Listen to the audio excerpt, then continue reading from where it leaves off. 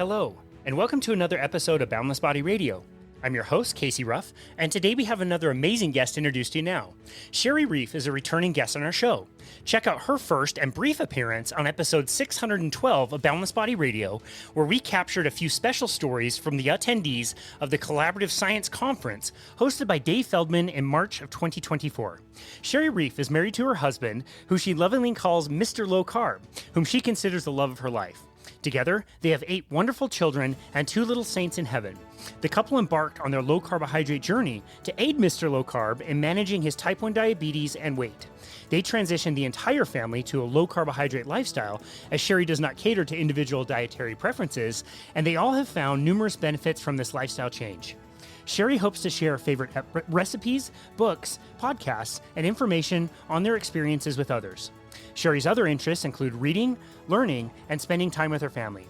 Despite being an introvert by nature, she pushes herself to engage in extroverted activities. You can find Shari on Instagram at Shari Reif and run her wonderful blog at sharislowcarbkitchen.com. Shari Reif, what an absolute honor it is to welcome you back to Boundless Body Radio. Thank you. So on Instagram, I'm actually the Carnivore Mommy, just so that everyone knows that. But yeah, so that was awesome. Wow. Carnivore Mommy. Okay, excellent. I will add that to the show notes. So thank you for clarifying that.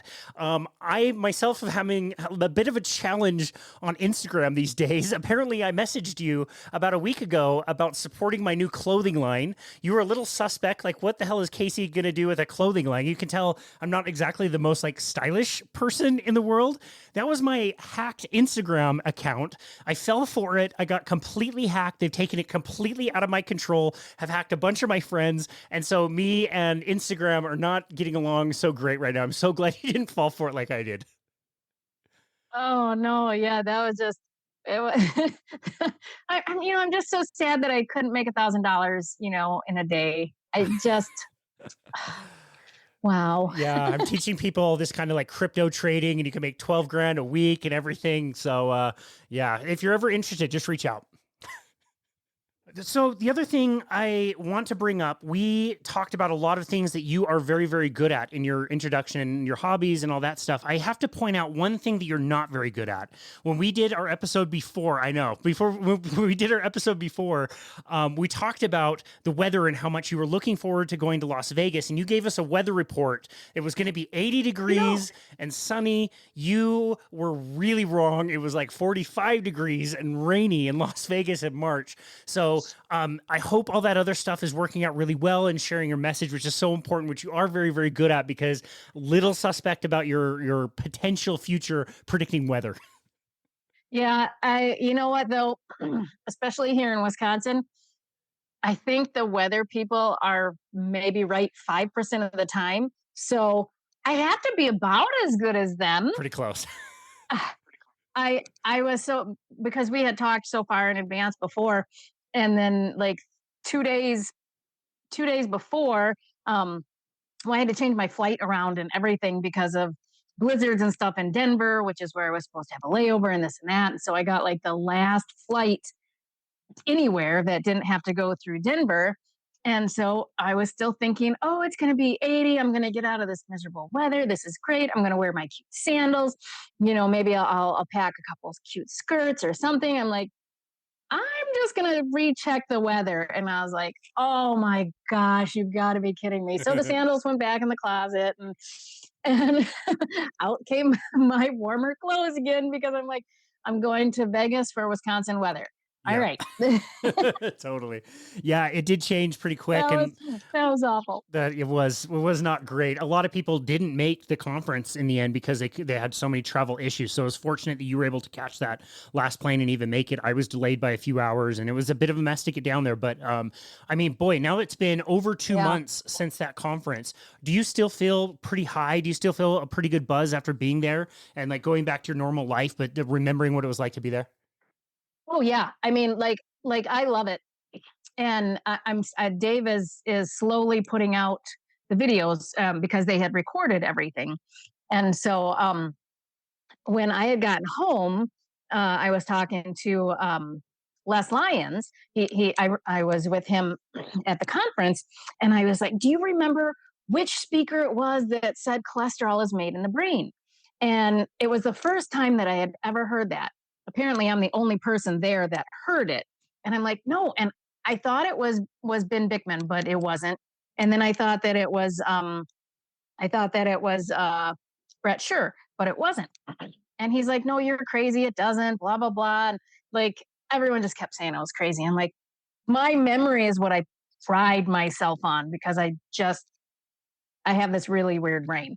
I'm like, no, I know that I heard this. And 2 days ago, I was watching a interview with Dr. Georgia Eid, and I forget who was interviewing her, but she said all the cholesterol that the brain has is made in the brain. It doesn't come from the blood because it's too big of particles and won't pass through the blood brain barrier. So she said everything that is cholesterol in the brain, and the brain uses a majority of the cholesterol, is made in the brain. So I had to text Les and say, "See, I wasn't crazy. I'm not crazy." And I sent him the link and everything because I'm like, here I am, the only person that heard this at the conference, and I still can't remember which speaker it was. So I'm like slowly waiting for Dave to finish putting out all the videos, but I felt vindicated that I wasn't crazy There you go. and that I did remember correctly. That's amazing. It is a lot of information that you get at these conferences. I don't blame you for not like remembering where everything came from because a lot of those presentations were very in depth and very technical, and it was really fun. There was a few that I completely just went right over my head, but just to be there and be around the energy of everybody there was really quite an amazing experience. That one was special. Oh yeah, it was so great, and I'm looking forward when Dave puts out the applications to be a citizen science speaker because I'm going to apply, and saving up to drag my husband with so that he can be there too, and yeah, definitely going to go back next year because I just learned so much and that I can share um, with other people, and that's what I want to do. I love it. Wow, that's amazing. As part of what we did last So time, yeah. we were able to capture you and kind of a bit of your story before we met at the conference. We then met at the conference, and then we were able to capture like what your experience was afterwards. And the nature of that is just we're not going to be able to go super in depth with everybody's personal stories, but your personal story within the first minute or two is so heavy, and all the things that you had gone through. I think we need to take a little bit more time and go through your personal story and how you got interested in health to begin with. It sounds like from a very young age you had to deal with some traumas that led to poor health down the road. So if you don't mind, we can Yeah. go in a bit of detail into your story of health and what that was like for you. Yeah. So my mom was a single mom until I was 9, and she struggled with mental illness like her entire life. Um, but it was never really caught. And there was a lot of trauma, a lot of abuse, both physical and emotional, and that actually carried through after she married my dad, who adopted me, into my late teens until I turned 18 and left home.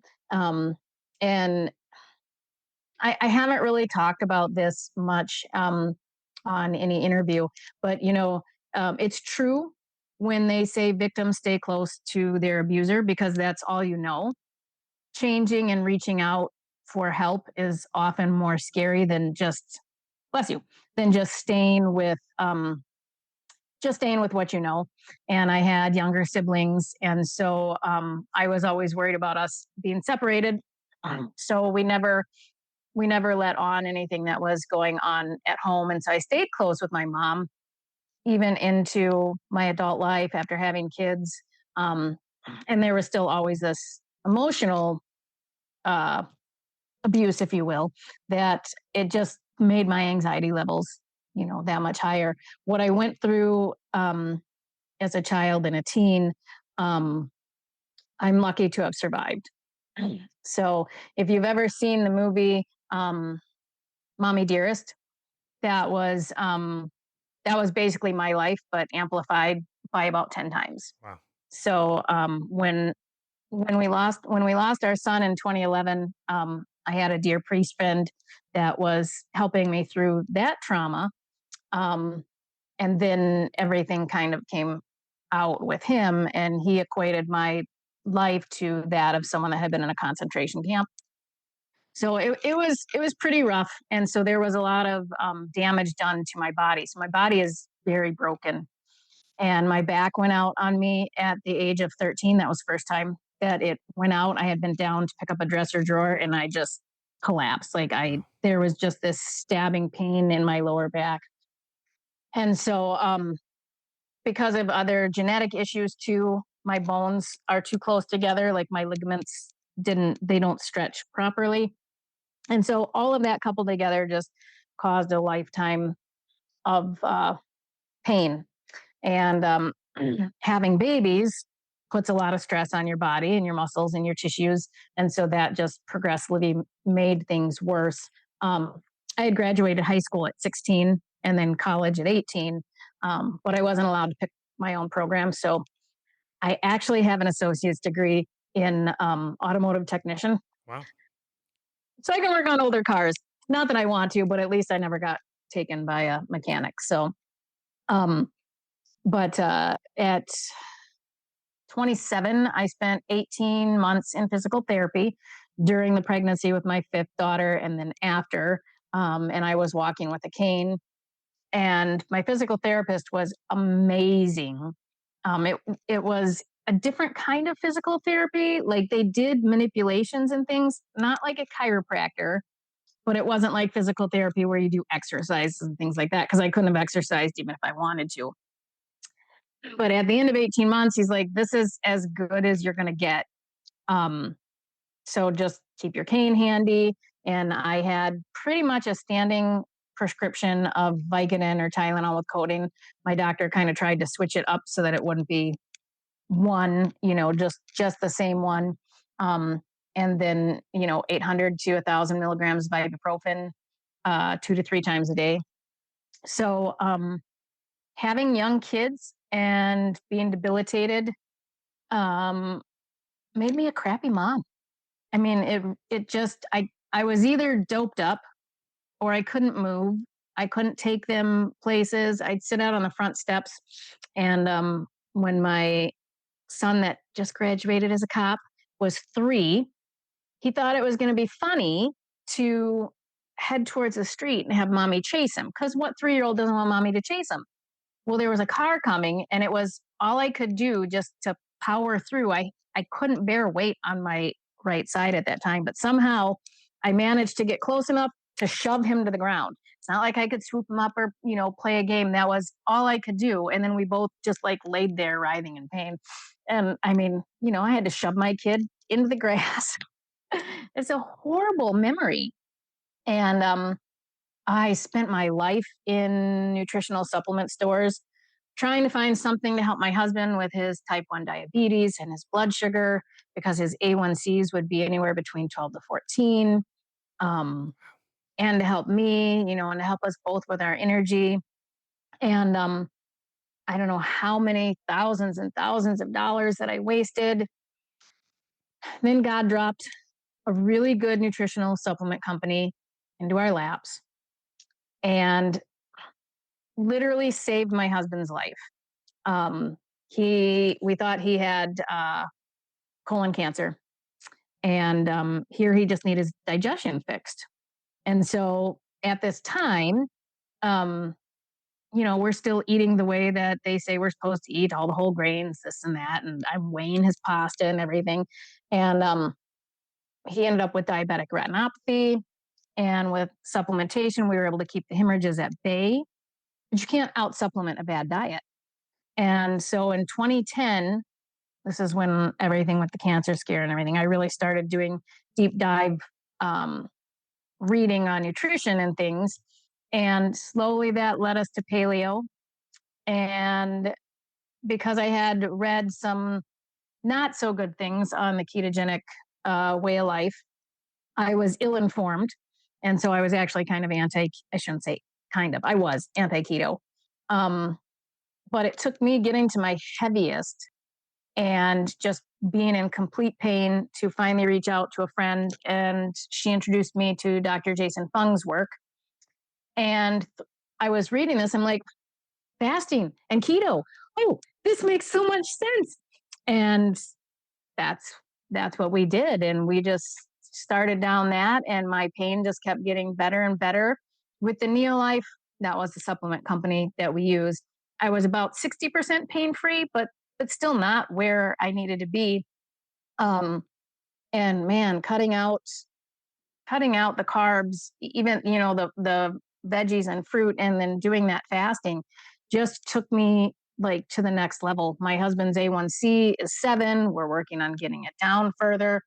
And so we just made it our mission and our goal to teach our kids, number one, this way, and then to help anyone else that wants the help. So I took courses, I became certified, I'm still taking courses. I just did there was the there was a health thing that was done in London this past weekend. So I paid for the virtual seminar of that, and I participated through all of that. If I had letters behind my name, it would have counted for medical CE. So I mean, it's not just like, oh, you just get stuff off of YouTube and think you know it all. I'm like, no, I really do have the education.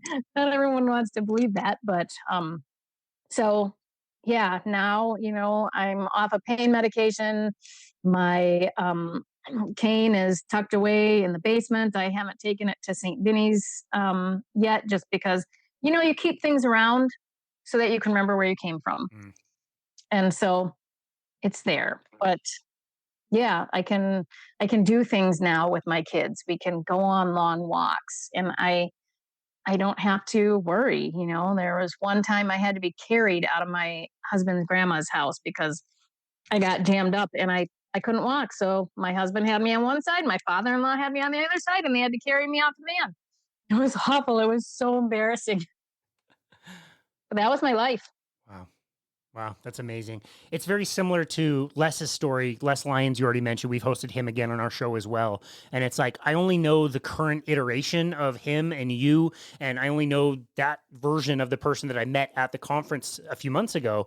And it's hard for me to imagine, Les, the way he described and the way you see in his before and after pictures, his before where he was walking with a cane and he was overweight and all these things, and seeing you and how active you were and like how happy and bouncy and like just talking to everybody. To imagine you in that state of health and being in that much pain and walking with a cane, it's a little crazy to really kind of think about and reflect on. That must not be the best memories, like you said, of being a mom, and the most you could do is shove down your kid. That's got to be pretty rough. Yeah, um it was not fun, and I had severe chronic PTSD and anxiety. And then when we lost our son, that just kind of like it was my breaking point where I couldn't mask anything anymore. And so it really, really, like, some days, even just trying to go to the grocery store, the anxiety was just so bad. I just like couldn't do it. I forced myself to, because I I didn't want to be one of those people that never left the house. So I would force myself to, but all the while I was just like, just the whole time, especially during COVID, that was really hard with everyone um being masked and everything. It just, you're just it just amped me up even more. And so for me to even be able to go to something like Vegas um by myself, not knowing anyone, meet Les at the airport. He came and picked me up. And so, I mean, essentially, like, I was there by myself. I had met him through Dr. Barry's group, but, we had only spoken on the phone. So I had never, like, actually met him in person. I hadn't even Zoomed with him. And so that was like a huge victory for me. And so there was, I look back in the pictures, and I can be like my daughter's baptism, the one that I was in physical therapy with. Um, I didn't hold her at all through the whole baptism because I couldn't hold myself up. And so there was no pictures of me holding my daughter. And the following Sunday, after my flare had gone down, I made everyone dress back up in the exact same clothes that they were. And we went back to the church and we took pictures of me with her in her baptism gown, um, because I wanted to have those, but I can look at them and I know that it wasn't the same day. I know that someone else might not know that, but for me, it's kind of, it still is a crusher. And it's just like, but I can be a witness to someone else that has a broken body like me. Now I can do exercises and I can work out with my Pilates bar and my TRX things. There are still things that I can't do because I still do have to be a little bit careful with my back, but every day is better. And the pain isn't there. I can wear pretty girly shoes instead of sneakers all the time. And yeah, I mean, life is good and we can't go back and fix the past. And that's who made me who I am today. But it still sucks. Well, that's quite remarkable. I want to go to your husband and his story. As you're recollecting, type 1 diabetes and getting that diagnosis, do you remember, did they educate you at all on diet? Even if we can agree that it maybe wasn't the right information, did they talk about his diet at all relating to that condition? So we got, um, when he was first diagnosed, him and his mom were, and then they had given him materials. And when we switched to an endocrinologist, they gave us the exchange book. So like it had the food exchanges but really that was like the bulk. They just wanted him to have a balanced diet. All they ever cared about was cholesterol. Um, they wanted to, and they still want to shove him on a statin, regardless of what his cholesterol is, and his cholesterol is pristine. It's great. Um, at this last appointment, his doctor um, actually didn't mention a statin at all. She was happy with his numbers, so I was like really taken aback by that. But no, it was always just this is your sliding scale for insulin. Um, if you're, over this amount, and their amounts for blood sugar are so screwy. It's like if you're over 150 for your target goal, then you take X amount of correction, uh, and just make sure that you weigh your food and this and that. And I mean, it's just insane. They want you to have this higher blood sugar, and I get it. They're worried about hypos. I 100% get that because when my husband was on a mixed insulin, so if people don't know, back in the day before they had the long acting insulin and the short acting insulin for the food, they had insulin. It was called 70/30, and it was 70% like long acting, and then the 30% was supposed to be the food. So you had to eat to your insulin, but where it peaked, it could cause really bad lows. And there was one time where he started having a seizure in bed and woke me up, and I checked his blood sugar and it was down to like 34. And he was all clenched like this, so I couldn't even get any sugar in without fear of him choking. So I had to call 911, and he woke up to paramedics around our bed with an IV in his arm, and he was not happy. He was like, there wasn't anything else that you could do. I'm like, I could let you die. And so you had to eat to the insulin. Um, and so I get how scary hypos can be. And I understand from a physician's point of view how scary hypos can be. But if you take away the carbohydrate aspect, you get to have lower insulin. So you're not going to have something that's artificially driving those blood sugars down too low. And if they would teach to use the right type of insulin to cover protein, you don't end up with lows with that either. And so we're like all on our own. We listen a lot to Dr. Bernstein, and I'm part of the type 1 group on Facebook. And so he basically just keeps his appointments with his doctor. I tell him what labs I want run, and he has them run. And he just keeps his appointments because that's the only way we can get his insulin. Yeah. They won't re-prescribe insulin or his CGM if he doesn't see them every 3 months. So that's what we have to do. You play that game, you have to play that game. And it sucks. And I just tell him, you just go in and smile and nod at whatever they say. And we just do our own thing. And he tried talking to them, tried giving them Dr. Bernstein's book, tried giving them Dr. Fung's diabetes book. And he just got told, oh, Dr. Fung's diabetes book is for type 2. Yeah, but Dr. Bernstein's is for type 1. You could have at least looked at that. And they wouldn't at all. So, I'm hoping that one day we'll get his A1C down to at least 6. We'll see. But 7 is still a heck of a lot better than 14. Yeah, seriously. Seriously, it's so interesting, this You know? community, this type 1 community that's coming out. You mentioned type 1 grit on Facebook. Just so grateful for everybody who's out there learning this on their own and then sharing it with other people, because the way it's been explained on this show so many times is like when you're getting the standard advice, the swings up and down of blood sugar and these dosages of insulin are massive. And we know all these crazy side effects we get from insulin. It's not the greatest to be injecting yourself with all the time, yet it's also the thing that's going to keep your husband alive. If he's not making his own insulin, he has to have it or he'll waste away and die. And so just understanding that if we work with lower amounts of carbohydrate, we have lower swings, and it's the law of smaller numbers that Dr. Bernstein talks about. And it's just such a better way to manage all of it. If you don't spike as high, you don't need nearly as much insulin. As you said, there's way less risk of that hypo thing, which yes, is very serious. But yeah, I guess, I don't know. I'm lucky that type 1 isn't something that's ever really affected me in my life and the people around me. But as I'm hearing all of these stories, it's just so amazing that people are trying this on their own. They're doing the research and then they're sharing it with other people so that you can find that information. It's such a better way to manage the disease. Yeah.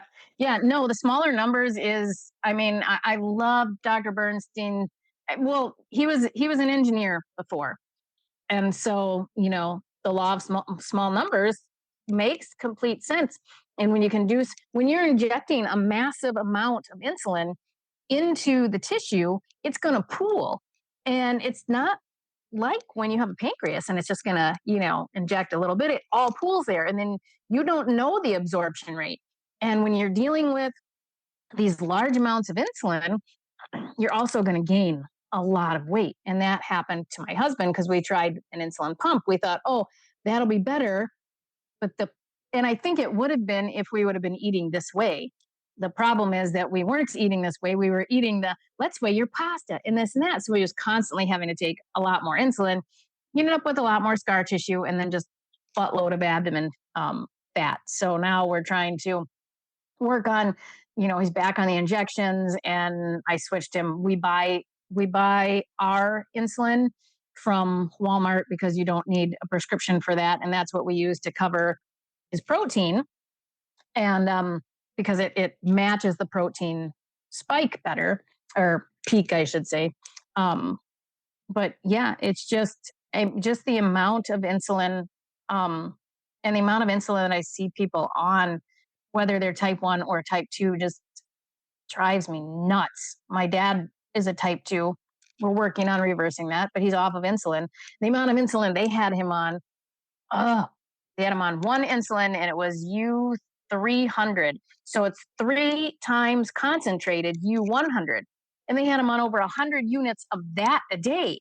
So he was taking like over 300 units of insulin a day. And it was just crazy. His A1C is still too high, but at least he doesn't have to be on the insulin right now. And he's lost over 100 pounds. And we tackled his with just lower carb, and then fasting. So that works out really good. His doctors are pleased. The dietitian they had him see was not happy. She told him that weight was just, she said it was just dehydration. He lost 100 pounds from dehydration. And she insisted he needed to go back on all of his medications, and he did a whole bunch of crap. And he called me up. He's like, hey, guess what? I'm like, oh, you better pray she never comes across my path. And he filed a complaint against her. And so he's not seeing her anymore. So I'm not going to see her again. And I'm like, why would you even? It's just the stupidity in the medical field sometimes. As endocrinologist, I was a little bit nervous about, because in the beginning, when he first got sent her she's like, well, if you get your numbers under control, then I'll consider, whatever it was. And I was just like, she works for you, you know? And so we didn't even consult her. We just did this. We just fasted. I'm like, it's all safe. I had him do some lab numbers so that I knew he wasn't slipped into type 1 because he had been diabetic for 23 years at that point. And man, when she saw him, she was just like, holy cow. And he was very open with what he was doing. And she was complaining about headaches. And so I was like, oh, so this is my doctor, non-doctor. That's what he calls me. Just take pinches of salt with water. It'll take care of it. And she's like, that makes so much sense. So that's what she does now. So I mean, it was like this 180, but she couldn't deny the results. And his primary care has always been on board with whatever you want, I'll do. And he's been open that way. So that was real good. It was just this dietitian trying to tell him that he lost over 100 pounds from dehydration. Yeah. I'm just like, wild. It's just so insane. But yeah, so I don't know. Diabetes is just, I want my kids to never fall down that path. I mean, I know you can't do anything about type 1 because it's autoimmune. But I think if they can take care of themselves better as children growing up, you're less likely to end up with autoimmune. Obviously, no one is immune from autoimmune, but type 2, you certainly can, do stuff about. And so, I don't know, people will ask me all the time why I make food that looks like food that would get you sick. And because I just did a birthday cake recipe, and I put that up on my website. And it's not perfected, but I had a bunch of people asking me for it, and someone made the comment, well, this looks just like when keto tried starting to make treats and just eat real food. I'm like, well, this is all real food. There's not even nut flour in it. It's all like cheeses and eggs and stuff. It's pretty carnivore compliant, other than the little bit of sweetener which you can mix. And there, I was like, I do this. I make recipes like this because it lets my kids feel like they can still be kids, and they're not like these weird, they don't have to feel weird around their friends. They can make egg bread, and take it. Their friends aren't going to know. We can make cake and they can have birthday cake with their friends. Their friends aren't going to know that it's mostly protein. They're not going to care. So if like 3% of the time we eat some carnivore treats with a little bit of plant sweetener, I don't care. And if it helps someone that maybe this is the person that I actually made the recipe. Well, I made the recipe, but I did the video for. It was going to be their first birthday with not having a birthday cake. And they didn't know quite how they felt about that. Well, if this helped them not fall down the path of a bakery birthday cake, and it didn't make them sick and end up falling down that carb hole, then isn't that worth it? And I mean, like, I make a carnivore lasagna. Well, I do it because it's more filling than just eating the ground beef. So it's easier on my budget, and it's fun, and it gives us the idea that we're having variety, even though we're eating the same foods, but we're having variety. So it helps my budget, and it helps my kids feel like normal people. So they want to eat this way, and they see that eating healthy doesn't have to be just ground beef all the time or steak all the time. I mean, yeah, we'd eat steak every day if we could, but I can't afford that. Right. So I'm like, yeah, that's what, if I make a chocolate protein pudding, well, if that helps my kids get more protein in, I'm going to do that. And you know what? The last batch that I made, my daughter actually said, hey, Mom, next time you make it, can you make it a little less sweet? And I didn't even think that I made it like that sweet, but they wanted it even less sweet. So their taste buds changed. But it's all protein. It's just eggs and some heavy whipping cream and some macadamia nut milk, and then the little bit of sweetener that you put in. Like, why wouldn't I do that? Yeah. It helps them. Kids sometimes just need to be kids, not little adults. Yeah. Yep, I agree. I'm glad that we don't see really we don't see too much of this, but it does drive me a little bit crazy in the carnivore space when people are throwing shade at other people, saying this is carnivore, this isn't carnivore. I always like the way more liberal term of carnivore that can include plenty of plants that are safe for you in the diet, and we don't need to squabble about whether that's the best thing. I just look at the general population. People are not doing that great. If we can just move in this direction, you're doing so much better than most people. So I love that approach. I love that you don't make it so rigid and so strict that people aren't able to do it, Yeah. right? I don't ever want to be so dogmatic that I just turn someone off. I don't want to be that way with my faith. I don't want to be that way with my lifestyle. I want to live it and share it, which I do, but I want to meet people where they are. Like Dr. Barry says, it's the proper human diet and it has a spectrum. And as long as it's a whole food, that's great. Don't tell anyone, but I have frozen blueberries, frozen strawberries in my freezer because my kids will have that with some homemade whipped cream as a dessert. Now they are metabolically healthy. There's nothing wrong with that. Is my husband, who's a diabetic, going to eat berries? No, probably not. And if he did, it would be, very limited. We like asparagus. We like green beans. They don't cause me pain. I have found other vegetables do cause me pain. I would get horrible pain in my feet. I have a client that was on, she's a dear friend of mine. She has ankylosing spondylitis and bursitis and some other issues. She's on like 12 different medications. I have known her for 13 years now, and there are days that she couldn't even get out of bed. She would be in so much pain. And I remember about 8 years ago talking to her, what if you just took gluten out? Why don't we just start with taking gluten out? No, she would not do any diet change. Well, January, she messages me, someone from church who has the same ankylosing spondylitis as her, is off meds, pain free from Carnivore.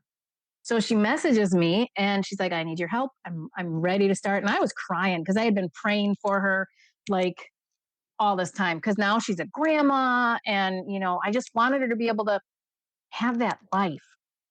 And so I was like, yes, yes. So she'd text me, is this okay? Is this okay? I'm like, yep, I'm here for your support. She came out and we did an interview for my channel. She's 22 pounds down now, 2 pant sizes down. But what is even better is within a month, she was zero pain. Went to a rheumatologist. He was so excited. He thought she was doing the anti-inflammatory diet and he like gave her stuff on that. And she shows it to me. I'm like, no, it was full of inflammatory foods. I'm like, we'll just look a gift horse in the mouth that he's happy with what you're doing and he thinks it's the same thing and we're just going to roll with it. But he's got a plan with helping her wean off her meds. And he started doing that already. And her general practitioner is happy. And she's happy. And so she's actually now started sharing. So I'm like, you have to share. I tell everyone it doesn't matter if you don't think it's a big deal.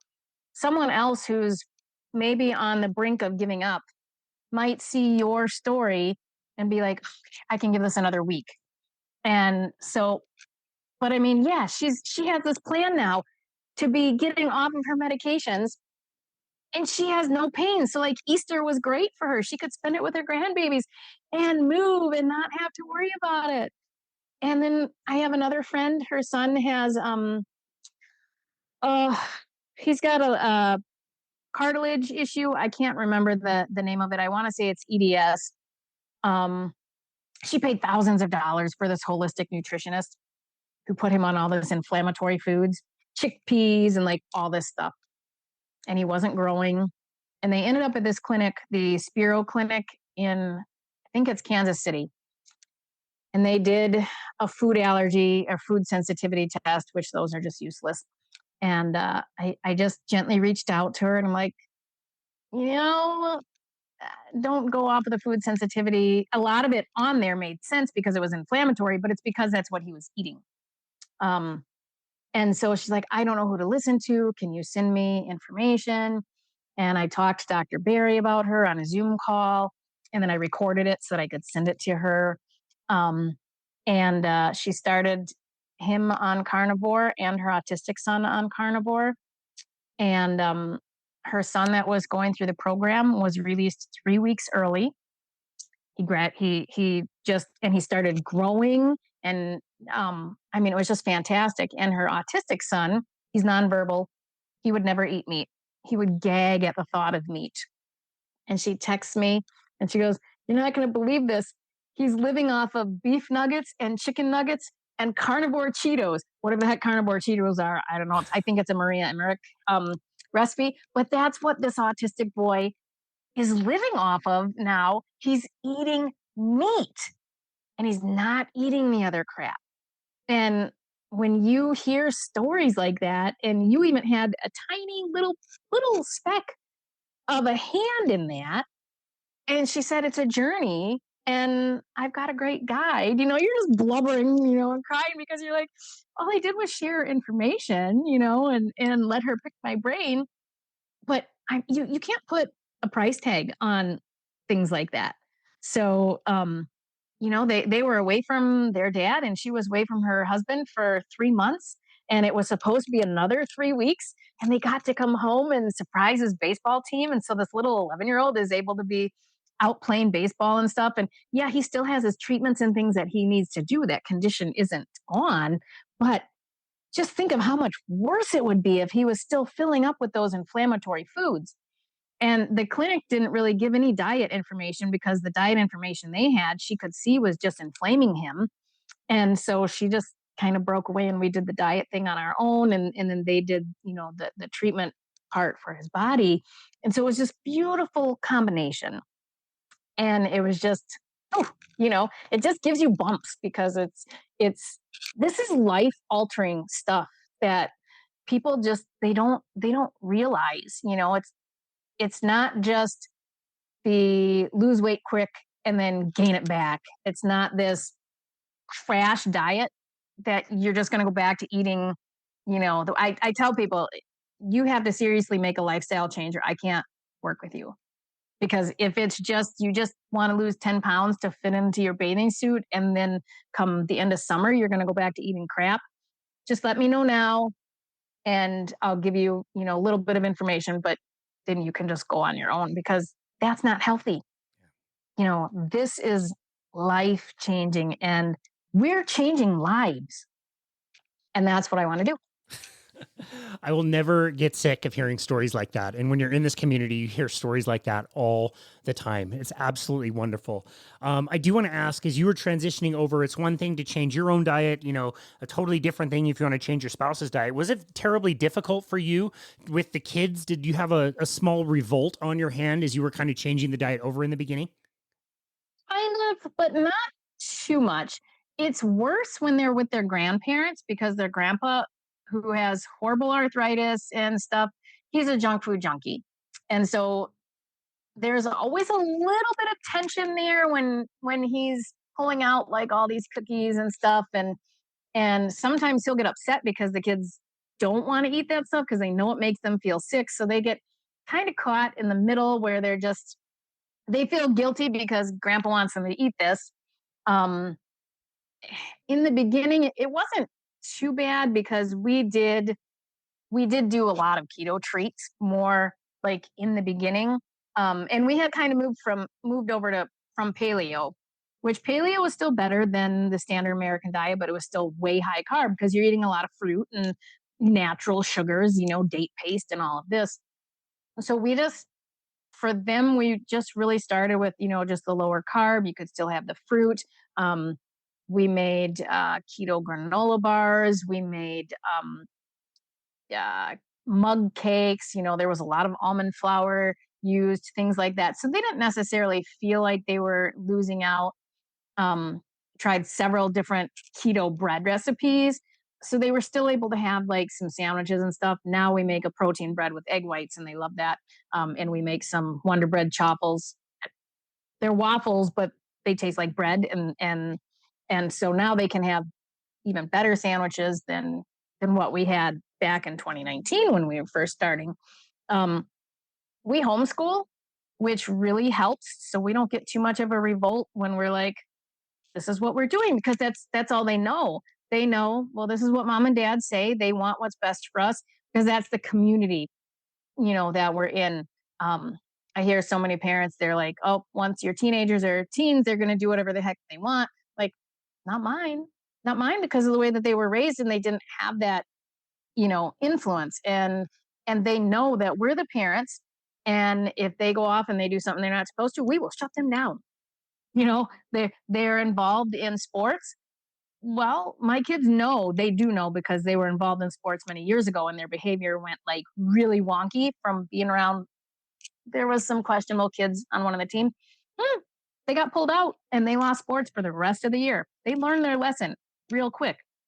Some people might think that that's harsh, but either I'm going to parent my kids, or the judge is going to parent my kids when they're adults. So I'm fortunate we don't have too much issue, but I have a niece that is a carbaholic, not a sweet treat type carbaholic, but a junk food junkie carbaholic. And we had her for a weekend, and I didn't know, because her parents were like, no, we don't eat that many sweets. So I made chicken nuggets and I had my protein pudding, but there was no sugar. There was no carbs in anything. By the end of the 48 hours, she was in complete detox. Like, she was sweating, she was puking. It was awful. And it didn't dawn on me that it was a drug withdrawal. And her mom got her home, gave her 3 pieces of toast and a couple of eggs, and she was right as rain. I was like, I'm the worst aunt ever, because I never would have just cold turkeyed a child. I would have gone and gotten crackers or something that could have, helped. I had no clue. I thought she was coming down with a bug. I had no clue, and I felt so awful. But she's addicted, and you can tell, because it was in her. I mean, it was just 48 hours without it, and she was in complete drug withdrawal. And I know what that looks like, because I have a sister that's a heroin addict. So I know what that looks like. And I didn't spot it in my little 5-year-old niece. I didn't spot it. And so I'm like, we have to start teaching these kids that this is junk. It's addicting. And like, my kids know that, and they'll watch documentaries with me and things like that. And they know they feel crappy after they eat sugar.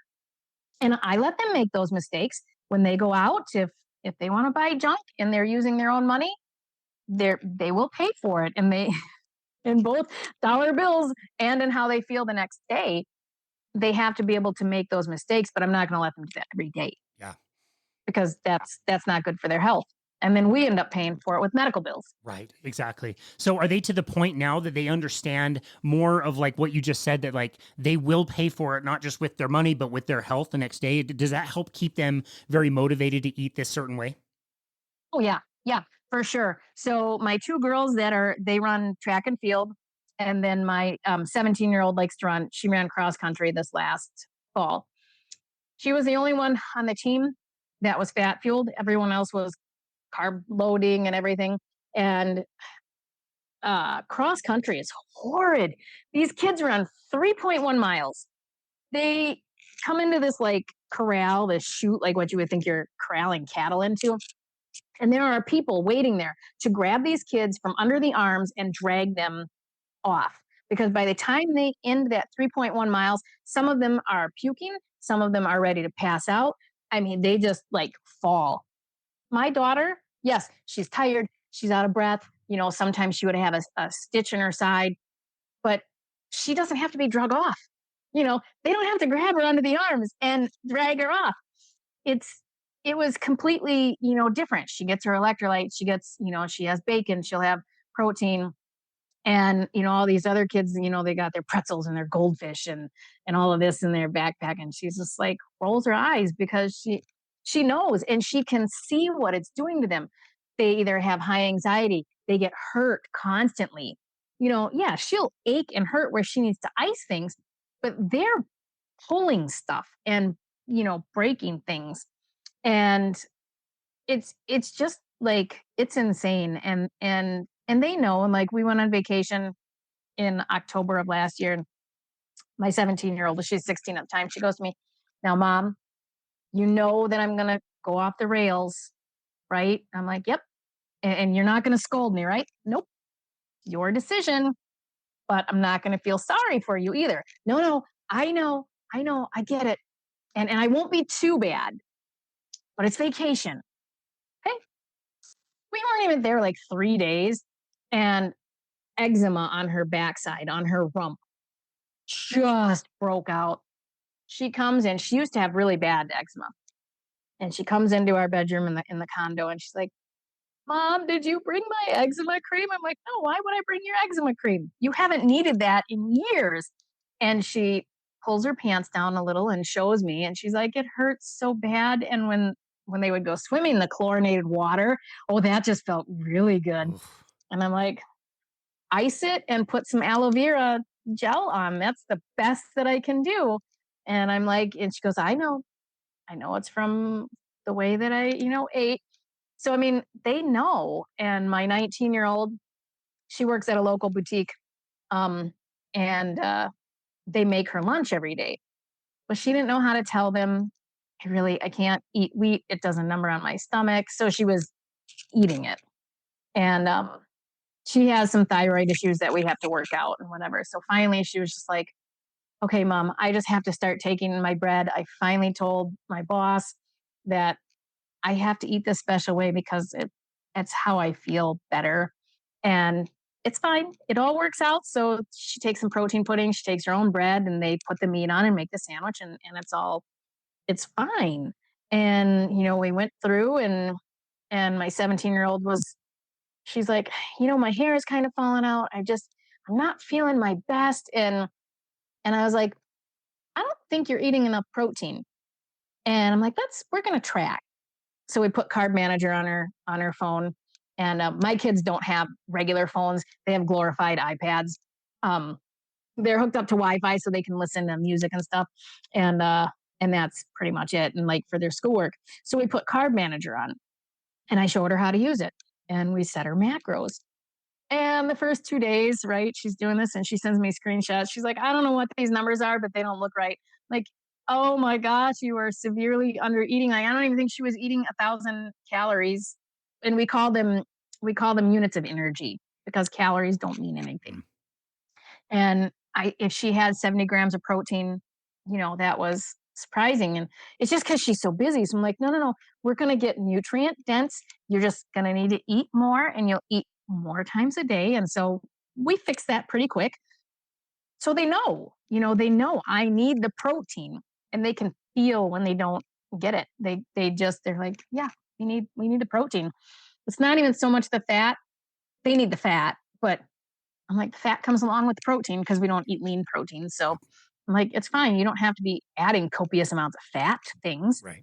Just take it as it is. And so she'll have a couple burger patties, but we had to find ways to get more protein in smaller amounts of food because her stomach is not that big. So I got some high protein yogurts that don't have sugar in them, and she can eat that. And then I made the protein pudding and stuff. So that helps out a lot because it's things that are easy and they don't take up a lot of space, but you get a lot of nutritional bang for your buck. Yeah. So yeah, they really know. I don't foresee them ever going high carb. As long as they stay healthy, they're fine with real above ground carbohydrates around 50 grams. That's just fine. But I tell them you got to have your protein first. You want to have fruit, you're going to eat your meat first. And they know. They're like, yep, protein comes first. Protein comes first. Awesome. That's amazing. I'm so jealous of these kids and like the life they're going to have that I didn't have and you didn't have, and like the difference in what they're going to be able to feel and accomplish as they're growing up and, paying attention at homeschool and like, how all the successes, in athletics and whatever their professional endeavors are going to be like. I never had that chance and neither did you. So, the main thing that I love about your story is your passion for sharing this, not just taking this information and making it work on yourself, and not only sharing it even just with your family, but getting it out there to more people. I know you do tons of speaking and you try to share things on your YouTube and social media. And I think it's so absolutely wonderful that you're doing that, because your story is amazing and it's very transformative. And I agree with you. If one person hears this information and it helps benefit them, it's all worth it. It's all totally, totally worth it. So I'm so very grateful for everything that you have been through. Definitely a painful growing up and very difficult challenges to coming out the other side and being so passionate and lit up that you'd be willing to share your message and come on our show today. Shari, where would you like people to go to find you and connect with you and your work? And let's make sure that rather than the introduction, we actually use the right links. Sorry about that. No, that's okay. So I do have a YouTube channel, and I have actually broken 400 subscribers. So I'm so excited. It took a while to get there. I am busy, so I don't always get things up as much as I would like to, but it's getting there. And that is actually, it's at Neolife Keto Shari is the handle. And then it'll pop up and say the Carnivore Mommy, and you'll see my mug with the cowboy hat. And so that's my YouTube channel.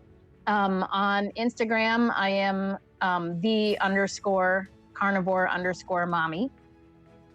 And I do have a Facebook page called Reif Natural. And then I have my website, sharislowcarbkitchen.com. It's a little outdated because I kind of put most of my effort into the YouTube because that's where everyone seems to go now. But I do like to write health articles and things like that, and I'll post them on my website. So yeah, those are the places that I am. People can feel free to message me or whatever on Instagram. I've had a couple of people like reach out for some help, or like, do you know of a carnivore friendly doctor? And thankfully I do, because our functional medicine practitioner, while she doesn't eat carnivore herself, she's very friendly to this way of eating, and she'll actually send her patients to me if they need dietary advice. So it works out really well, and she's functional med, so she's, more honed into the labs that need to be done, and the smaller lab ranges versus like, these big ones. And so she's just an amazing gal, and we will hang on to her tightly. So yeah, so that's where I'm at. And I try to keep my YouTube channel fun with some education as well. So we'll do like cooking with my kids, and then I'll do some regular recipes. But I want to get the youth involved as much as possible too, because the youth will speak to youth. Like my teenager could say something on YouTube, and a kid is going to respond much better to that than an old fogey like me. They could say the exact same thing, but because it's coming from a kid, it's going to be completely different. Like we did a roundtable discussion on the documentary Fed Up. And if y'all haven't watched the documentary Fed Up, it is so good and just so eye-opening. And it's all on the youth obesity epidemic and what these kids are going through. And so I made my kids watch this as part of their schoolwork. And then we did a discussion about how it made them feel, what their thoughts were. And so, those are really, really good things, to do. And so I try to get them involved as much as possible. And yeah. It's awesome. So that's what we do. I try to keep it light so amazing, family friendly. I love it. So helpful for so many people out there. I love it. I absolutely love your content. We'll link to all of that in the show notes for now. Shari, thank you so very much for everything you've gone through and for taking the time to be on our show today. We really appreciate you. Thank you for having me. This was so much fun. So much fun. Absolutely enjoyed it. And this has been another episode of Boundless Body Radio.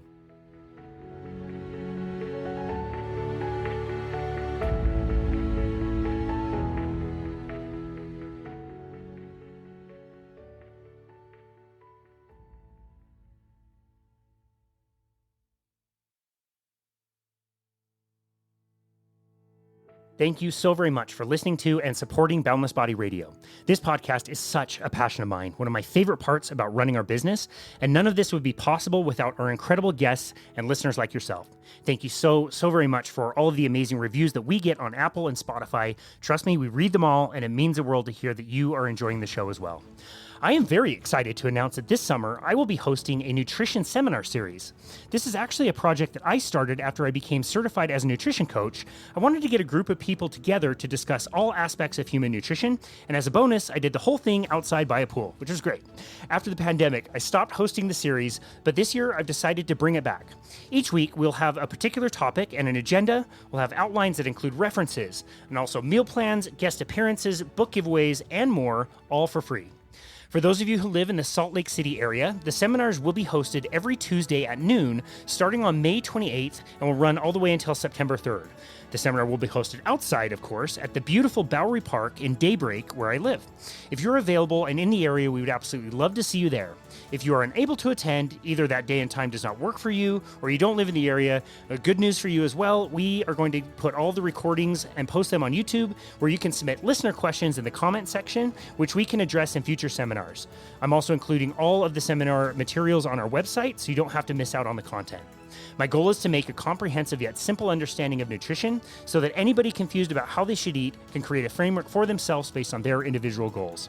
As I said, if you're interested in participating, we'd love to have you. If you can't make it into the in-person seminar, be sure to subscribe to our YouTube channel and also our website at myboundlessbody.com/seminar to find all of the resources, videos, and a fun quiz.